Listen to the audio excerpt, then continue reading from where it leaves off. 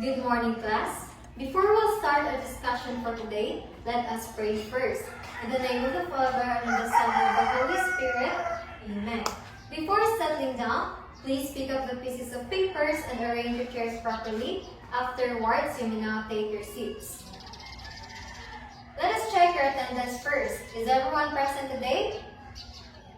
Very good. Once again, good morning, everyone. Today is another day to be productive and for you to learn new things. Yesterday, we discussed about the basic integrations, right? So today, before we'll open up a new topic, as a sort of review, I want 3 volunteers to answer the following pasted on the board. Thank you for your participation. Yes, all of these answers are correct.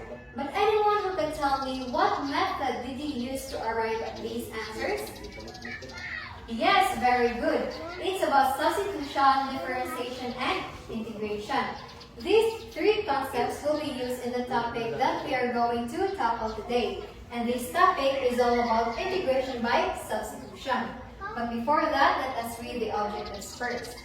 At the end of the discussion, the students will be able to first understand the concept of integration by substitution and its application in solving integrals. Second, develop confidence in utilizing substitution as a problem-solving strategy for integration. And lastly, the third one, demonstrate proficiency in executing integration by substitution processes accurately and efficiently under time constraints. So since our topic is all about integration by substitution, anyone who has an idea about it? No one? So let's have the definition of the integration by substitution. Please read, everyone. Yes, this integration method is used when a function to be integrated is either a complex function or if the direct integration of the function is not feasible.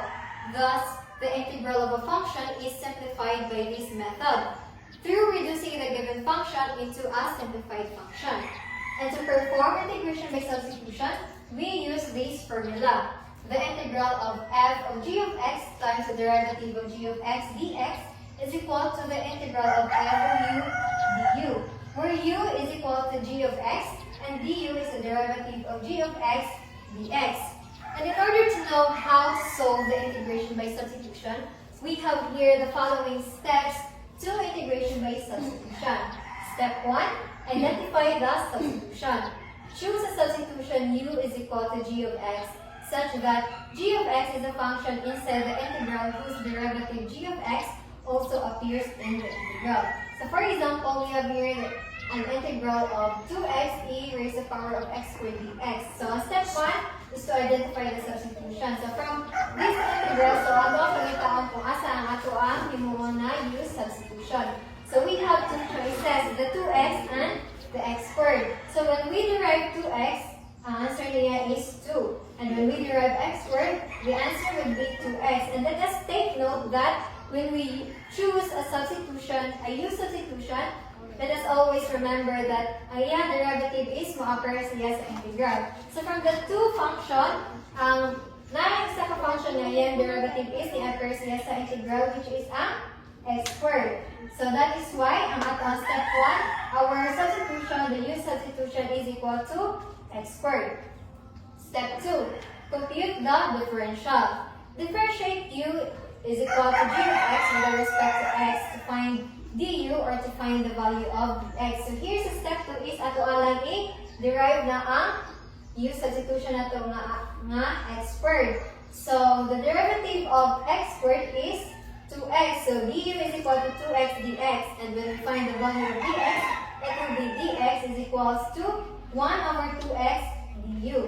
So step 3, rewrite the integral in terms of u.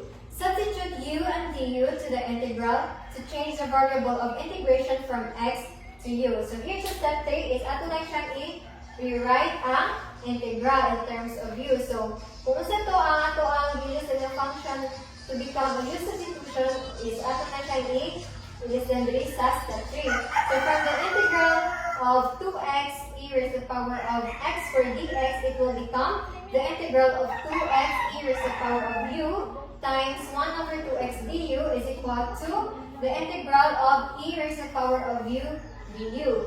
So step 4, integrate with respect to u. So here in step 4, we will only perform the integration in terms of u.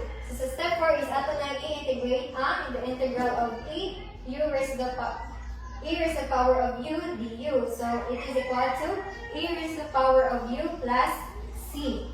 Next, step 5, substitute back x for u. So here in step 5, replace u with the original function g of x to express the integral in terms of x. Alright, sa step 5 is, ato na siyang i-balik sa iyang original form. So, ang u, ato na siyang i-balik of x squared. So, from e raised to the power of u plus c, it will become e raised to the power of x squared plus c.